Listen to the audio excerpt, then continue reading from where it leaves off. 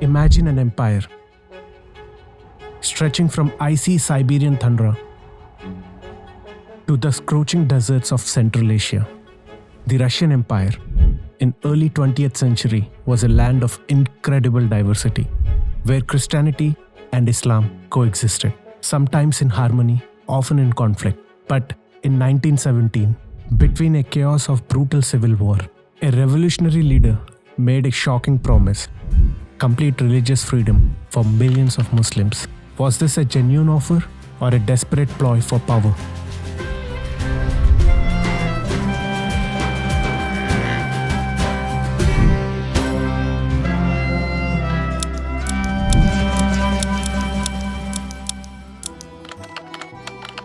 Under Tsar Alexander II, the Russian conquest of Central Asia expanded the empire's reach, bringing millions of Muslims under its rule.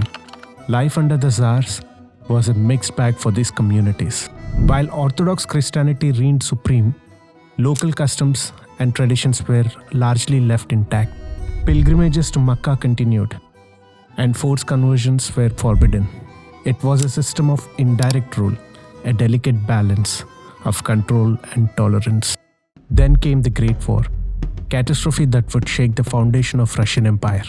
The Russian military was no match against industrialized Germany, suffering massive casualties. At home, the economy crumbled and the people, starving and exhausted, took to the streets. The Tsar, unable to quell the unrest, was forced to abdicate, ending centuries of Romanov rule. A provisional government was established. In October 1917, Bolsheviks, led by Vladimir Lenin, seized the power, promising a socialist utopia: equality, freedom, and end to oppression. But their revolution faced a fierce challenge: a bloody civil war. Against the White Army, a coalition of monarchists and anti-communists. To secure victory, Lenin made a daring promise to Russian Muslims: complete religious freedom. No interference, no second-class status. At first, it seemed Lenin meant it. New institutions were created to address Muslim needs, and the Bureau of Muslim Communist Organization in Moscow spread propaganda in local languages. Many Muslims dared to hope. Could this be a dawn of new era? But hope soon turned to betrayal. In 1920, at the Third Communist International at Baku, Muslim religious leaders were denounced as parasites and oppressors. By 1922, the Soviet government began seizing Waqf properties, lands that had funded mosques and schools for generations. By 1930, these centers of Islamic learning were gone, their financial foundation destroyed.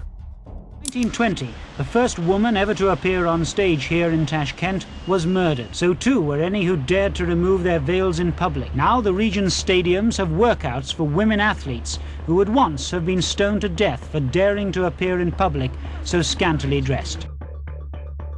The crackdown extended to Sharia and Sharia courts, which were replaced by state-controlled people's courts.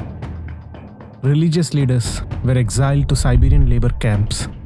Pilgrimage to Mecca was banned, and anti-religious propaganda flooded Muslim regions. Publications pushed atheistic ideology, while mosques were converted into anti-religious museums. The new places of culture, adorned with statues of Lenin and Stalin, replaced mosques as the focal point of community life.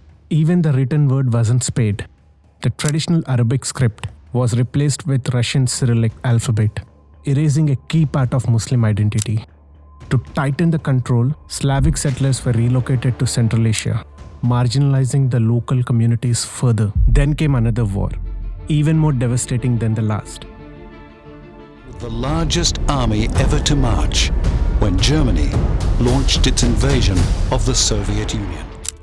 Faced with Nazi invasion, the Soviets once again turned to Muslims, reopening mosques and releasing surviving mullahs from labor camps. This temporary truce helped the war effort, but when fighting ended, repressions returned with full force. Entire Muslim communities were accused of collaboration. Mosques were transformed into museums of atheism.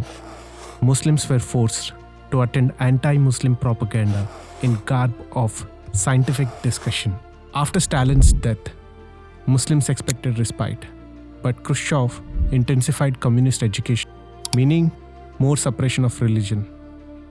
Women became a focus of Soviet propaganda. Caste as symbol of liberation from Islamic patriarchy. Posters in Arabic and Russian portrayed the Communist Party as their savior, masking the systematic erasure of faith and culture.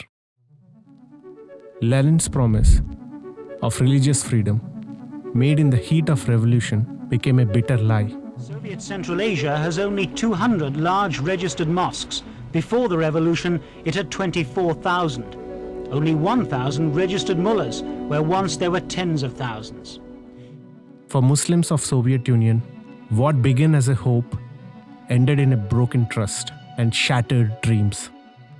Their story is a haunting reminder of dangers of political expediency and the enduring strength of faith in the face of oppression. Thank you for watching. Check out our other videos here and do let us know your feedback.